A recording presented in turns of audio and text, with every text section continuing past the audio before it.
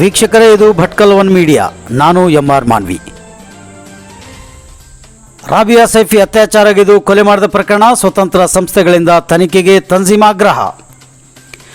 ಲಜಪತ್ ನಗರ ಜಿಲ್ಲಾ ಮ್ಯಾಜಿಸ್ಟ್ರೇಟ್ ಕಚೇರಿಗೆ ಸಂಬಂಧಿಸಿದ ನಾಗರಿಕ ರಕ್ಷಣಾಧಿಕಾರಿಯಾದ ರಾಬಿಯಾ ಸೈಫಿಯನ್ನು ಆಗಸ್ಟ್ 27ರಂದು ರಾಷ್ಟ್ರ ರಾಜಧಾನಿಯಲ್ಲಿ ಸಾಮೂಹಿಕ ಅತ್ಯಾಚಾರಗೊಳಗಾದ ನಂತರ ಕ್ರೂರವಾಗಿ ಹತ್ಯೆ ಮಾಡಲಾಗಿದ್ದು, ಈ ಪ್ರಕರಣದ ತನಿಖೆಯನ್ನು ಸ್ವತಂತ್ರ ಸಂಸ್ಥೆಗಳಿಗೆ ಒಪ್ಪಿಸಬೇಕೆಂದು ಆಗ್ರಹಿಸಿ ಗುರುವಾರ ಇಲ್ಲಿನ ಮಜ್ಲಿಸ್ ಇಸ್ಲಾಹ್ ತಂಜೀಮ್ ಸಂಸ್ಥೆಯ ಸಹಾಯಕ ಆಯುಕ್ತರ ಮೂಲಕ ದೇಶದ ಪ್ರಧಾನಿಗೆ ಮನವಿ ಪತ್ರವನ್ನು ಅರ್ಪಿಸಿತು. ಈ ಸಂದರ್ಭದಲ್ಲಿ ಮಾತನಾಡಿದ ತಂಜೀಮ್ ಸಂಸ್ಥೆಯ ಪ್ರಧಾನ ಕಾರ್ಯದರ್ಶಿ ಅಬ್ದುಲ್ ರಕೀಬ್ MJ, ಬೇಟಿ ಬಚಾವೋ ಬೇಟಿ ಪಡಾವೋ ಎಂಬುದು ಕೇವಲ ಘೋಷಣೆಯಾಗಿರುವ ದೇಶದ ಇಂದಿನ ಪ್ರಸಕ್ತ ಸನ್ನಿವೇಶದಲ್ಲಿ ಇಲ್ಲಿನ ಯುವತಿಯರು ಹಾಗೂ ಮಹಿಳೆಯರಿಗೆ ಸುರಕ್ಷೆ ಇಲ್ಲವಾಗಿದೆ. ರಾಬಿಯಾ ಸೈಫಿ ಪ್ರಕರಣ ಸೇರಿದಂತೆ ದೇಶದಲ್ಲಿ ನಡೆದ ಮತ್ತು ನಡೆಯುತ್ತಿರುವ ಎಲ್ಲ ರೀತಿಯ ಮಹಿಳಾ ಅತ್ಯಾಚಾರ ಪ್ರಕರಣಗಳು ದೇಶಕ್ಕೆ ಒಂದು ಕಪ್ಪು ಚುಕ್ಕಿಯಾಗಿದೆ ಎಂದರು. ತಂಜೀಮ್ ಮುಖಂಡ ಇನಾಯತುಲ್ಲಾ ಶಾಬಂದ್ರಿ ಮಾತನಾಡಿ, ರಕ್ಷಣಾಧಿಕಾರಿ ರಾಬಿಯಾರಿಗೆ ರಕ್ಷಣೆ ಸಿಗದೇ ಇದ್ದಾಗ ಇಲ್ಲಿನ ಸಾಮಾನ್ಯ ಮಹಿಳೆಯರ ಪಾಡೇನಾಗಬೇಕು? ದೇಶದ ರಕ್ಷಕರು ಎಲ್ಲಿ ಹೋಗಿದ್ದಾರೆ? ಪ್ರಧಾನಿ ಮೋದಿ ಹೊರದೇಶದಲ್ಲಿ ಏನಾದರೂ ಆದರೆ ಅದಕ್ಕೆ ಕೂಡಲೇ ಪ್ರತಿಕ್ರಿಯೆ ನೀಡುತ್ತಾರೆ. ರಾಬಿಯಾ ಪ್ರಕರಣದ ಕುರಿತಂತೆ ಏಕೆ ಮಾಡುತ್ತಿಲ್ಲ ಎಂದು ಪ್ರಶ್ನಿಸಿದ ಅವರು ಈ ಪ್ರಕರಣವನ್ನು CBIಗೆ ಒಪ್ಪಿಸುವಂತೆ ಆಗ್ರಹಿಸಿದರು. ರಕ್ಷಣಾಧಿಕಾರಿಯ ಭಯಾನಕ ಅತ್ಯಾಚಾರ ಮತ್ತು ಕೊಲೆಯು ಗೃಹ ಸಚಿವರು ಮತ್ತು ದೆಹಲಿಯ ಮುಖ್ಯಮಂತ್ರಿಯ ಗಮನವನ್ನು ಸೆಳೆಯುವಲ್ಲಿ ವಿಫಲವಾಗಿದೆ. ಭಾರತದ ಹೆಣ್ಣು ಮಕ್ಕಳನ್ನು ರಕ್ಷಿಸಲು ಇಲಾಖೆಗಳು ವೈಫಲ್ಯವಾಗಿವೆ ಎಂದು ಮನವಿ ಪತ್ರದಲ್ಲಿ ಉಲ್ಲೇಖಿಸಿದ್ದು, ರಾಬಿಯಾ ಸೈಫಿಯ ಕೊಲೆಯ ಪ್ರಕರಣವು ಸಮಾಜದ ಆತ್ಮಸಾಕ್ಷಿಯನ್ನು ಅಲುಗಾಡಿಸುತ್ತದೆ ಎಂದರು. ಪ್ರಸ್ತುತ ಪ್ರಕರಣದಲ್ಲಿ ಅತ್ಯಂತ ಬಲವಾದ ತನಿಖೆಯನ್ನು ನಡೆಸಬೇಕು ಮತ್ತು ಈ ಬರ್ಬರ ಹತ್ಯೆ ಹಿಂದಿನ ನಿಜವಾದ ಅಪರಾಧಿಗಳನ್ನು ಆದಷ್ಟು ಬೇಗನೆ ಶಿಕ್ಷಿಸಬೇಕು ಮತ್ತು ಈ ಕೃತ್ಯದ ಹಿಂದೆ ಇರುವವರನ್ನು ಬಹಿರಂಗಗೊಳಿಸಬೇಕು ಎಂದು ಮನವಿ ಪತ್ರದಲ್ಲಿ ಆಗ್ರಹಿಸಲಾಗಿದೆ. ಅನಾಗರಿಕ ಘಟನೆಯ ಮೂಲ ಕಾರಣವನ್ನು ಬೇಗನೆ ಬೆಳಕಿಗೆ ತರಬೇಕು. ನಾವು ಸತ್ಯವನ್ನು ಹೊರತರಲು ಸ್ವತಂತ್ರ ಸಂಸ್ಥೆಗಳಿಂದ ರಾಬಿಯಾ ಅವರ ಕ್ರೂರ ಹತ್ಯೆಯ ಬಗ್ಗೆ ಕಠಿಣ ತನಿಖೆಗೆ ಒತ್ತಾಯಿಸುತ್ತೇವೆ. ಭಾರತದಾದ್ಯಂತ ಮಹಿಳಾ ಸುರಕ್ಷತೆಗೆ ಸಂಬಂಧಿಸಿದಂತೆ ಪ್ರಧಾನಿಯವರ ಗಮನ ಸೆಳೆಯ ಬಯಸುತ್ತೇವೆ ಎಂದು ಮನವಿ ಪತ್ರದಲ್ಲಿ ತಿಳಿಸಲಾಗಿದೆ.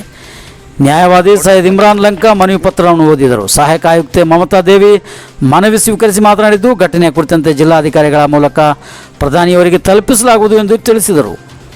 ಈ ಸಂದರ್ಭದಲ್ಲಿ ಭಟ್ಕಳ ಮುಸ್ಲಿಂ ಯೂತ್ ಫೆಡರೇಷನ್ ಅಧ್ಯಕ್ಷ ಅಜೀಜುರ್ ರಹಮಾನ್ ರುಕ್ನುದ್ದೀನ್ ನದ್ವಿ, ತಂಜೀಮ್ ಸಂಸ್ಥೆಯ ಅಧ್ಯಕ್ಷ SM ಸೈಯದ್ ಫರ್ವಾಜ್, ಭಟ್ಕಳ ಪುರಸಭೆ ಅಧ್ಯಕ್ಷ ಪರವೇಜ್ ಕಾಶಿಂಜಿ, ಕಮರ್ ಸಾದಾ ಸೇರಿದಂತೆ ಹಲವು ಮುಖಂಡರು, ಕಾರ್ಯಕರ್ತರು, ಸಾರ್ವಜನಿಕರು ಉಪಸ್ಥಿತರಿದ್ದರು. Lajpat Nagar District Magistrate Office was kidnapped when she was returning from work in Lajpat Nagar, and her body was dumped in bushes after being raped and murdered.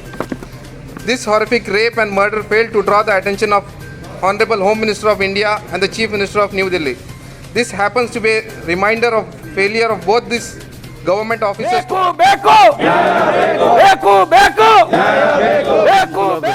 ಎಲ್ಲರಿಗೆ ನಮಸ್ಕಾರ. ಇವತ್ತೇ ನಾವು ಸೇರಿದೆ ಯಾಕೆಂದ್ರೆ ನಿಮ್ಗೆ ಗೊತ್ತಾಯಿತು ನಾವು ಯಾಕೆ ಸೇರಿದೆ ಅಂತೆ. ರಾಬಿಯಾ ಸೈಫಿ ಯಾವ್ದು ಮರ್ಡರ್ ಆಗಿದೆ ಅಥವಾ ಅವರಿಗೆ ಹಲ್ಲೆ ಆಗಿ ಯಾವುದು ಘಟನೆ, ಅದ್ರ ಬಗ್ಗೆ ಪ್ರತಿಭಟನೆ ನಮಗೆ ಬೇಕು. ಈಗ ನ್ಯಾಯ ಬೇಕು, ನಮಗೆ ಇನ್ಸಾಫ್ चाहिए हमको. मैं एक बार बोलूँगा, आप लोग ನ್ಯಾಯ चाहिए बोलो. ನಾವು ನ್ಯಾಯ ಸಲುವಾಗಿ ಹೋರಾಟ ಮಾಡಿ ನಾವು ತಂದೀಮ್ ವತಿಯಿಂದ ಮಜ್ಲಿಸ್ ಇಸ್ಲಾಹ್ ತಂದೀಮ್ ವತಿಯಿಂದ ನಾವು AC ಮೇಡಮ್ ಥ್ರೂ ನಾವು ಮೆಮೊಂಡಮ್ ಕೊಡ್ತೀವಿ ಮಾನ್ಯ ಮುಖ್ಯಮಂತ್ರಿಗೆ. ಏನು ವಿಶೇಷ ಅಂದರೆ ಅವರು ಇವತ್ತೇ ಯಾವುದು ಘಟನೆ ಆಗಿದೆ, ಅವರು ಪೊಲೀಸ್ ಅಧಿಕಾರಿ, ಅದು ಪೊಲೀಸ್ ಸಿಬ್ಬಂದಿ ದೆಹಲಿ ಪೊಲೀಸ್ನಲ್ಲಿ ಕೆಲಸ ಮಾಡ್ತಿದ್ದೆ ನೋಡಿ. ಸಾಮಾನ್ಯ ಜನರಿಗೆ ಈಗ ನಡೀಲಿಕ್ಕೇನೋ ಕಷ್ಟೇ. ಈ ಒಬ್ಬ ಅವರು ಪೊಲೀಸ್ ಅಧಿಕಾರಿ ಆಗಿ ಅವರು ಹಿಂಗೆ ಆಫೀಸ್ನಲ್ಲಿ ಕೂತ್ಕೊಂಡು ಅವ್ರ ಮನೆ ಹೋಗ್ತಿದ್ದೆ, ಯಾವುದು ಘಟನೆ ಆಗಿದೆ, ಯಾವ ಥರ ಘಟನೆ ಆಗಿದೆ, ಅವ್ರಿಗೆ ರೇಪ್ನ ಆಗಿದೆ, ಅವ್ರಿಗೆ ಮರ್ಡರ್ನ ಆಗಿದೆ, ಅದು ನಮ್ಮ ಬಾಯಿನಲ್ಲಿ ಹೇಳಲಿಕ್ಕೆ ನಮಗೆ ಸರಿ ಕಾಣ್ತಾ ಇಲ್ಲ. ಅದು ಯಾವ ರೀತಿಯಲ್ಲಿ ಪೀಸ್ ಮಾಡಿದೆ ಅವ್ರಿಗೆ ಅದನ್ನು ಹೇಳ್ದಲ್ಲ. ಅವರು ನಮ್ಮ ತಂಗಿ ಇರ್ಬೋದು, ದೇಶದ ತಂಗಿ ಇರ್ಬೋದು. ಈಗ ಸದಾ ನಮ್ಮ ಮುಸ್ಲಿಂ ಸಮಾಜದಲ್ಲಿ ಜನ ಡ್ಯೂಟಿ ಮಾಡೋದು ಕಷ್ಟ. ನಮ್ಮ ಕಣ್ಣಲ್ಲಿ ಒಬ್ಬರು ಇಲ್ಲ, ಅದು ಸ್ವಲ್ಪ 1% ಆ ಕಡೆ ಸ್ವಲ್ಪ ಜನ ಉಂಟು. ಆದರೆ ಇರಲಿ, ನಮ್ಮ ಸರ್ಕಾರಿ ನೌಕರವರು ನಾವು ಮಾಡಬೇಕು. ಆದರೆ ಅವರಿಗೆ ಸಪೋರ್ಟ್ ಇಲ್ಲ, ಅವರಿಗೆ ಡಿಫೆನ್ಸ್ ಇಲ್ಲ, ಅವರಿಗೆ ಪರ್ಯಾಯ ವ್ಯವಸ್ಥೆ ಇಲ್ಲ ಅಂತಾರೆ. ಬಾಕಿ ಸಾಮಾನ್ಯ ಜನರದ್ದು ಏನು ಕಥೆ ನಮ್ಮದು. ಈಗ ನಾವು ಹೇಳ್ತೀವಿ, ನಾವು ಅವ್ರು ಹೇಳಿದ್ರು BJPದು ಒಂದು ಇದು ಉಂಟು, ಬೇಟಿ ಬಚಾವ್ ಬೇಟಿ ಪಡಾವ್. ಅಂದರೆ ಎಲ್ಲಿ ಶಿಕ್ಷಣ ಕೊಡೋದು? ಬೇಟಿನೇ ಇಲ್ಲ ಅಂದರೆ ಎಲ್ಲಿ ಶಿಕ್ಷೆ ಇಲ್ಲಿ ಬರೀ ಮಾತಿನಲ್ಲಿ ಎಲ್ಲ ಆಗ್ತದೆ. ನಾವು ಮಾತಿನಲ್ಲಿ ಏನೋ ಮಾತಾಡ್ಬೋದು, ಆದರೆ ಯಾವ ತೀರ್ಪಿನಲ್ಲಿ ರೇಪ್ ಆಗಿದೆ ಅದಕ್ಕೆ ನಾವು ಖಂಡಿಸ್ತೀವಿ. ಈ ಸಭೆಯಲ್ಲಿ, ಈ ಮೇಡಮ್ನಲ್ಲಿ ನಾವು ಅವ್ರು ಖಂಡಿಸ್ತೀವಿ. ಅದಕ್ಕೆ ಅಷ್ಟು ಭಾರಿ ಕೆಲಸ ಆಗಿದೆ. ನಿರ್ಮಲಾ ಭಯದು ಕೆಲಸ ಆಗಿದೆ, ಮತ್ತು ಜಾಮನಿದು, ಮತ್ತು ಆಸಿಫ್ ಕಾಶ್ಮೀರಿ ಅಂತ ಪೈಲೋ ಖಾನ್ ಅದೆಲ್ಲ ಈ ಮಾಬ್ ಲಿಂಚಿಂಗ್ ಮತ್ತು ಇದು ಎಲ್ಲ ಸೇರಿ ಇಡೀ ದೇಶದಲ್ಲಿ ಆಗ್ತಾ ಉಂಟು. ಇದಕ್ಕೆ ತಡೆ ಯಾರು ಮಾಡಬೇಕು? ನಾವು ಮಾಡಬೇಕು. ದೇಶದ ಪ್ರಧಾನಮಂತ್ರಿ ಏನು ಹೇಳ್ತಾರೆ, ನಮ್ಮ ದೇಶದ ಟೆನ್ಷನ್ ಇಲ್ಲ ಅವರಿಗೆ, ವಿದೇಶದ ಟೆನ್ಷನ್. ಆ ಕಂಟ್ರಿನಲ್ಲಿ ಹುಡುಗಿಗೆ ಏನಾಗ್ತದೆ, ಮತ್ತೊಂದು ಕಂಟ್ರಿಗೆ ಏನು ಪ್ರಾಬ್ಲಮ್ ಉಂಟು, ಅದು ಟೆನ್ಷನ್. ನಮ್ಮ ದೇಶದ ಟೆನ್ಷನ್ ಮಾಡಿ. ಮಾನ್ಯ ನರೇಂದ್ರ मोदी ನಾವು ವಿನಂತಿ ಮಾಡ್ತೀವಿ, मैं नरेंद्र मोदी साहब को, हमारे देश के प्रधानमंत्री से मैं रिक्वेस्ट कर रहा हूँ, हमारे देश की फिक्र को, हमारे देश की महिलाओं को फिक्र करो, बच्चे की फिक्र को. हर दिन में एक वाक़या हो रहा है इंडिया में, उसका कौन स्टॉप करने का? हमारे यहाँ भटकल का अल्लाह का शुक्र है, भटकलಲ್ಲಿ ಅಷ್ಟು ಸಮಸ್ಯೆ ಇಲ್ಲ. ನಮ್ಮ ಜಿಲ್ಲಾ ಎಸ್ ಪಿ ಅವರು, ಜಿಲ್ಲಾ ಡಿ ಸಿ ಅವರು ಒಳ್ಳೆ ಇದ್ದಾರೆ. ನಮ್ಮ ಭಟ್ಕಲ್ನಲ್ಲಿ ಮೇಡಮ್ ಎಸ್ ಸಿ ಅವರು, ಎಸ್ ಸಿ ಮೇಡಮ್ನು ಒಳ್ಳೆ ಇದ್ದಾರೆ, ಡಿ ಎಸ್ ಪಿನೂ, ಸಿ ಪಿ ಎಲ್ಲ ಜನ ಒಳ್ಳೆ ಇದ್ದಾರೆ. ತುರಂತ ಯಾವುದು ಘಟನೆ ಆಗಿದ್ರೆ ಫುಲ್ ಆ್ಯಕ್ಷನ್ ತಗೊಳ್ತಾರೆ. ಇಡೀ ಭಟ್ಕಲ್ ತಗಡಕಳ ಆಗ್ತದೆ. ಯಾರು ಆ್ಯಕ್ಷನ್ ಈ ಥರ ಆ್ಯಕ್ಷನ್ ತೊಗೊಂಡ್ರಿ ಇಡೀ ಇಂಡಿಯಾನಲ್ಲಿ ಇದೇ ಥರ ಆಗಿದರೆ ನಾವು ಯಾವ ಇಂಡಿಯಾನಲ್ಲಿ ಯಾವುದೋ ಘಟನೆ ಆಗೋದಿಲ್ಲ ಅಂತ ನಮ್ಮದು ಮಾತು ಅಭಿಪ್ರಾಯ ಇದು. ಬಟ್ ನಮಗೆ ನ್ಯಾಯ ಬೇಕು. ಈಗ ನಮಗೆ ನ್ಯಾಯ ಸಲುವಾಗಿ ನಾವು ಹೋರಾಟ ಮಾಡ್ತೀವಿ. ನಮ್ಮದು ಹಿಂದೂ ಮುಸ್ಲಿಂ ಯಾವುದು ಭೇದ ಭಾವ ಇಲ್ಲ. ಅದು ಯಾವುದು ವ್ಯಕ್ತಿ ಆಗಲಿ, ಎಸ್ ಸಿದು ಆಗಲಿ, ಏನಾಗಲಿ, ಏನು ಥರ ದಿವಸ ಘಟನೆ ಆಗ್ತಾ ಉಂಟು ನಮ್ಮ ಇಂಡಿಯಾದಲ್ಲಿ. ಇದಕ್ಕೆ ನಾವು ತಡೆ ಮಾಡಬೇಕು. ಇದಕ್ಕೆ ನಾವು ಹೊಳ್ಳೆ ಮಾಡೋಕ್ಕೆ ಈ ಗೌರ್ಮೆಂಟ್ ಅಧಿಕಾರಿ ಅಲ್ಲ, ಗೌರ್ಮೆಂಟ್ ನಾವು ಕೆಲವರು ಗೌರ್ಮೆಂಟ್ ನಡೆಸೋರು, ವಿಧಾಯಕ್, MLA, MP, ನಾಳೆ ಅವ್ರ ಮೇಲೆ, ಅವ್ರ ಮಕ್ಕಳ ಮೇಲೆ ಇಂಥ ಘಟನೆ ಆಗಿದರೆ ನೀವು ಕಾನೂನು ಮಾಡ್ತೀರಾ? ನಾ ಕ್ವಶನ್ ಮಾಡ್ತೀನಿ, ಸವಾಲು ಮಾಡ್ತೀನಿ. MLA, MP ಆಗಲಿ, ದೊಡ್ಡ ಹಾಕಿದ್ರೆ ಮಂತ್ರಿ ಆಗಲಿ ಕೂತ್ಕೊಡ್ತಾರೆ, ಅವರೇ ಕಾನೂನು. ಈಗ ಅವರು ಮಕ್ಕಳ ಮೇಲೆ ಅಂಥ ಘಟನೆ ಆಗಿದೆ, ರೇಪ್ ಆಗಿದೆ, ಮತ್ತೆ ಏನಾಯ್ತು, ನೀವು ಸುಮ್ಮನೆ ಇರ್ತೀರಿ? ನಾನು ಏನು ಹೇಳ್ತೇನೆ, ಇದಕ್ಕೆ ಒಂದು ಕಾನೂನು ಮಾಡಿ. ಇದಕ್ಕೆ ನಮಗೆ ಕಾನೂನು ಬೇಕು. ಇದಕ್ಕೆ ತಡೆ ಮಾಡಲಿಕ್ಕೆ ಕಾನೂನು ಬೇಕು. ಕಾನೂನು ಮಾಡಿದ್ರೆ ಎಲ್ಲ ಜನ ಭಯ ಆಗ್ತದೆ. ಅಷ್ಟೇ ನಮ್ಮದು ವಿನಂತಿ.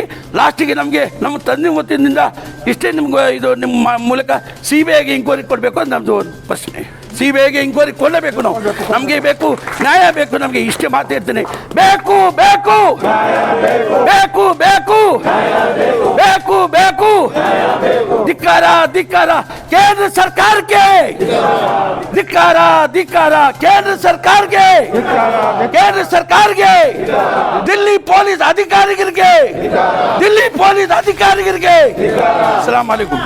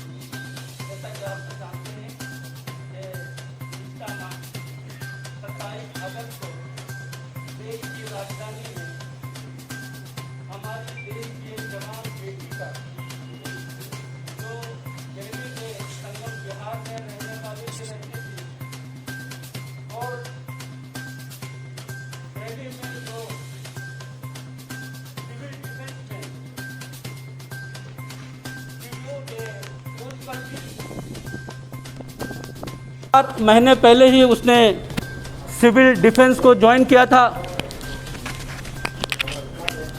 और एक बहुत गरीब परिवार से उसका ताल्लुक़ था. मानवता और इंसानियत को शर्मसार करने वाले, इंसानियत के भेष में हम कह सकते हैं भेड़ियों ने जिस बेदर्दी के साथ और जिस बेरहमी के साथ और जिस बाबरता के साथ एक ईमानदार ऑफिसर को न सिर्फ मौत के घाट उतार दिया, बल्कि उसके साथ उन्होंने उसकी इस्मतदरी भी की, उसका रेप भी किया और उसकी लाश को टुकड़े टुकड़े करके झाड़ियों में फेंक दिया. यकीनन ये जो वाक़या है ये हमारे महान भारत देश के लिए उसके माथे पर एक बदनुमा दाग है. मैं बहुत ही जिम्मेदारी से ये बात आपके सामने रखना चाहता हूं कि ये बारबेरिक जो क्राइम था, इसको एक फर्द ने नहीं बल्कि पूरी टीम ने इसको एक बड़ी सोची समझी साजिश के तहत और एक कॉन्स्पिरेसी के तहत, एक प्लान के तहत इसको एक्सिक्यूट किया था, अंजाम दिया था। इसीलिए हम हमारी मोहतरमा येसी साहबा के थ्रू हम मेमोरेंडम हमारी होम मिनिस्ट्री को हम देना चाहते हैं, इस डिमांड और मुतालबे के साथ कि जो पीड़ित परिवार है उसको हक व इंसाफ मिले। और जैसे उन्होंने मुतालबा और डिमांड किया है कि इस वाक़े की सीबीआई के थ्रू इंक्वायरी हो और इस केस को सीबीआई के हवाले किया जाए। गुज़िश्ता चंद सालों में हमने देखा आसिफा का केस, इस नन्ही और मुन्नी बच्ची को, इस मासूम बच्ची को जो एक कली थी, जो अभी फूल भी नहीं बन पाई थी, उसको किस बाबरता के साथ इन दरिंदों ने जो इंसानियत के भेष में थे उसको मौत के घाट उतार दिया। दामनी का केस हमारे सामने है, निर्भया का केस हमारे सामने है। इसके अलावा सैकड़ों हमारी जो इस महान देश की नारियां हैं, नौजवान लड़कियां हैं, जो निर्दोष थी, जो मासूम थी, उनको दरिंदों ने इंसान के भेष में उनको मौत के घाट उतार दिया। आज पूरे हिंदुस्तान में हिंदुस्तान की माएँ सैकड़ों नहीं, हजारों नहीं, लाखों नहीं, बल्कि मैं कहूँगा करोड़ों माएँ हिंदुस्तान की बिला तफरीक मजहब व मिल्लत, irrespective of caste, creed and religion, ये मुतालबा करती हैं। उनका डिमांड है कि इस तरह के जितने भी कत्ल हुए हैं और जो मासूम हमारी माएँ, बहनें और बेटियाँ इस दरिंदगी के बीच चढ़ चुकी हैं, उनको इंसाफ दिलाया जाए।